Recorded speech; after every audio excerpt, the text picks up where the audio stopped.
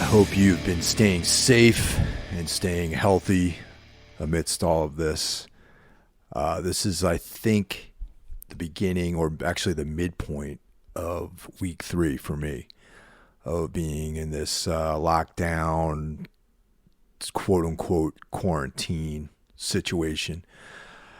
It seems like months have gone by, but I don't know. I feel like I need to be like one of those guys in a prison cell who makes marks on the wall with each day just to keep track of the days. You know, they all kind of slide one into the other. And it's been difficult to sort of keeping things together emotionally, mentally. I'm not too concerned about my physical being. I haven't left the building since Friday afternoon. And that's about, it's going to be a week soon. I have to venture out into the world today. We've run out of a few things, namely coffee. I drank the last bit of coffee this morning, so I have to make an excursion out and pick up a pound of coffee. Maybe a couple pounds, just planning ahead. Trying not to fall into that weird mental, emotional anxiety tendency that a lot of people have about hoarding things. Friday afternoon, I drove out to Jersey to go to Whole Foods, and it's a little bit better over there. Went to Metuchen, New Jersey. There's a Whole Foods there, and it was interesting because there was a queue of people outside with about 6 feet of space between them, and they were letting in people little by little to do their shopping. They're regulating the amount of people that were in the store. And I thought that was an actual, a very responsible thing to do. Once again, who knows what the future holds for any of this stuff. I mean, there, you read the paper, especially here in New York, the headlines. I've been listening to, Governor Cuomo's reports every day, and there's, I guess, evidence that we're reaching a plateau, but then you read the headlines every morning and there's a spike in deaths, and I guess it's just become a pastime of mine to interpret all this data that's being put out there. And it's one of those things. There's like this sort of low level of anxiety. I believe the proper term for that is chronic stress, which is taking its toll on everyone, and myself included. I mean, I like to think of myself as somewhat stoic. I've had to, deal with a lot of things over the course of my life, and I generally try to keep a cool head in situations like this. But just the relentless day in, day out monotony. No real idea about what direction we're going in. Not having options to leave, to go anywhere. I mean, yeah, sure, you can go outside. As long as you don't congregate, you can go on walks, but there really is nowhere to go. You can't go to a restaurant and sit down. You can't go to a record store. You can't really do any of the things that you used to do. And that's, draining and exhausting mentally, and I said, luckily I have a job. Things are a little slow right now. So I'm at a deficit of billable hours at this time, but I have a job. There is a source of income, and I feel fortunate for that. At least for now, there's money coming in, and I know that there's a whole array of people out there that are not in that position. And I wish there was a clear solution for that. And the government doesn't seem to be very diligent about helping people. And no matter what side of the fence you sit on politically, I think that this whole situation has uncovered a lot of deficits that we have as a society. And healthcare, I don't want to get too political about all this stuff because I don't feel qualified to really talk about any of these things. I don't know enough about politics or even how our government actually works to really speak with any authority or any sort of intelligence about these things. I can only speak about my feelings and as just a regular guy living in this country, what my feelings are. And one of the things, I mean, if you don't think this way already about the leadership in this country, I think that this may open your eyes to just the lack of strong leadership that we have. I mean, I don't want to get on this trip really, but I have to talk about this hydroxychloroquine situation. And, for weeks, Trump has been talking about this as a possible solution, and science hasn't necessarily ruled it out. They just want to go through the proper channels of getting it approved by the EPA, having a full understanding of the side effects, just the normal rigors that any kind of drug or treatment would have to go through in order for it to be released for public consumption, and not just rushing out there saying this is going to cure anything without any side effects, which is like a completely false claim, apparently. And despite counsel of scientists and medical professionals, Trump has decided to put this forward as a solution to our infection problems that we're currently dealing with. And the ferocity in which he has been approaching this made me question. I'm like, why is he going so hard about putting this forward as a solution, as a drug that can help people? Why? It feels like every time that guy appears on TV, he's talking about this drug.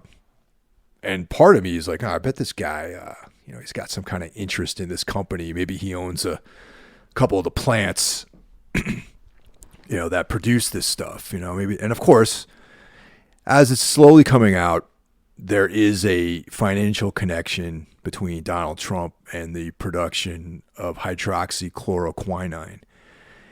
And it's just, it just saddens me, that we've gotten to this place with our leadership.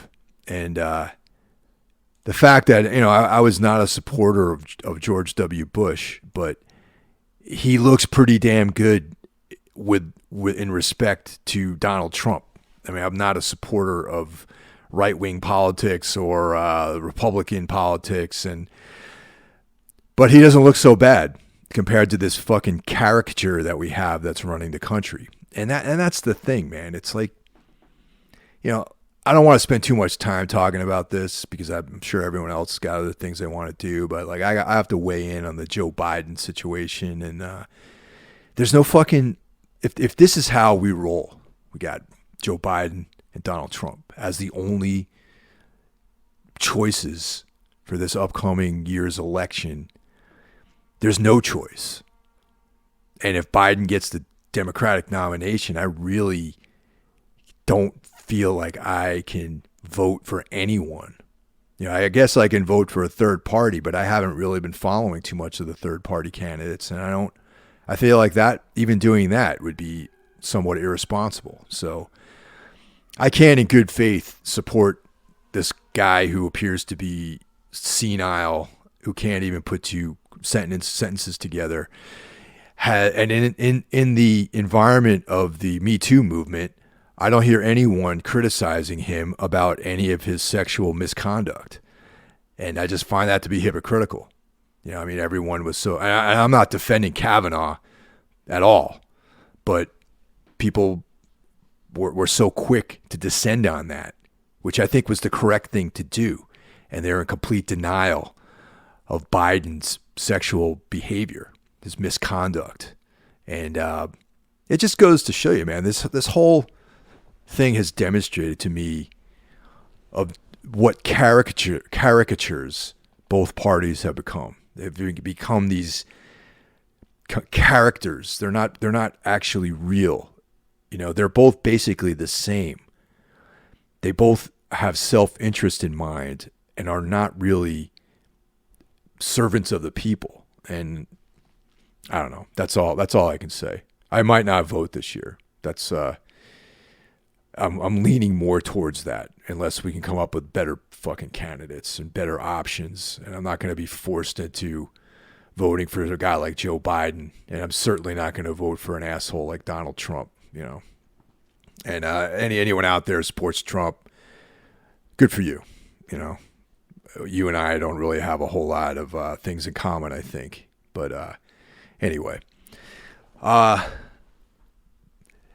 as time goes by, I'm just trying to keep a accounting of people that, if anyone that I know has had any direct impact with being infected by COVID-19. And it turns out that one of the guys that owns Raktan Muay Thai, the gym that I train at, one of the owners actually did not actually get tested for it, but suffered symptoms. He and his wife isolated themselves and for 3 weeks and are coming out the other side of that. And that's good news. And, I just hope everyone's doing well. I've been in touch with a couple of people from there and seems to be doing well. Who knows when we'll be able to get back to training, doing anything with a group of people. So I've been trying to stay on top of it. I've been doing my daily workouts. I'm actually sore, which is good. It's been helping me sleep at night. Trying to keep the same schedule every day. I sleep in a little bit on Saturday and Sunday. I'm up between 5:30 and 6 Monday through Friday. Just try to keep things rolling, man. Keep the mental state together. I go out and I do my hour-long workouts, mostly kettlebells, body weight stuff, squats, push-ups, things like that. Just keep the blood flowing, keep the positive mental images happening through my heads. And it's been, that actually came out pretty wrong. It's like a positive mental image in my head. I only have one head. So yeah. It's helped quite a bit. And there's nothing like getting a good sweat going to keep the demons out of your mind. In addition to that, between working my regular job and doing various projects, still working on this piece about integrity, working on trying to finish writing the lyrics for the next Tombs record. Drums have been completed and scheduled to go back into the studio to record everything else at the end of May. I have 2 more songs to write lyrics for and 3 songs to write lyrics for. And other than that, it's just we're running into the final phases of pre-production. Been working on demos here, trying to put it together. And that's been a big help for me, at least, having these goals to reach for has been a big help. And so, yeah, watching some movies, been doing podcasts. Metal Matters still comes out every week. Been doing this, trying to keep on top of doing these like possibly weekly updates about what's going on and just talking, connecting with people, that kind of thing. My family's doing well. Both of my mom and my dad are older, and so far so good. They live outside of the city, in a county that has not a whole lot of cases and no deaths, which makes me feel a little bit more confident that they're going to be okay. But we'll see, man. We'll see how this all plays out. I'm confident that someday we're going to get to the end of this thing and look back on it as like, oh yeah, that's the plague year that we had to deal with our issue here. And, it's like a once in a century thing, man. It's, feels like these kind of things happen every 100 years or so. And this is our time to deal with it. And, at least here in New York, like we had 9/11. That was like a major, that impacted the entire city, the entire country, but specifically if you're a New Yorker and you lived here in that time, it was a very intense experience, and that's what this feels a little bit like. I mean, the one good thing about 9/11, well, or actually, there's nothing good about 9/11, but what's different about 9/11 as to the COVID-19 experience is that we were able to be with other people. We were able to go out to different places. We were able to live our lives more or less the way that we've been accustomed to living them. We going to work, all that kind of stuff. You know, the isolation here is quite different, and I've never had to deal with something like this before in my life. And you know, like I said, it's been a full-time job trying to keep things together. Some other stuff that's been cool is my good friend Mateo. I met him when he was the drummer in 16. He shared his new band's LP, Cavera, and got a chance to listen to it in its entirety yesterday, and it's pretty awesome. So keep your eyes and ears out for Cavera.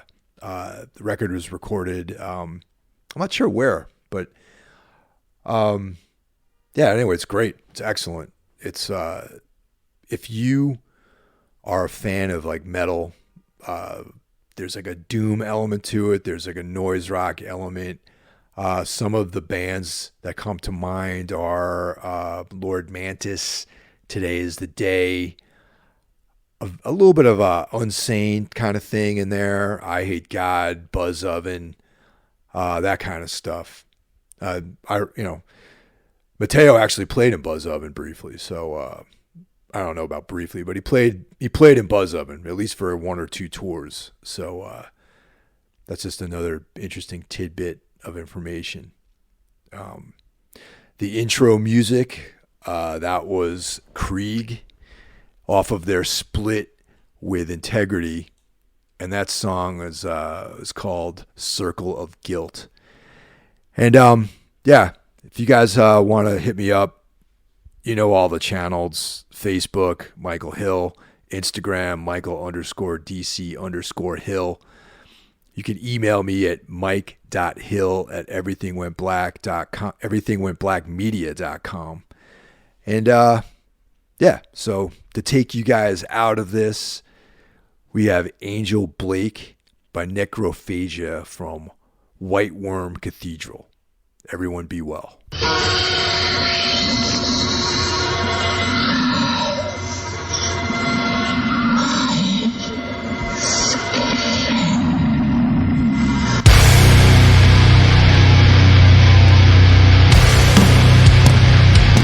We're Angel Blake.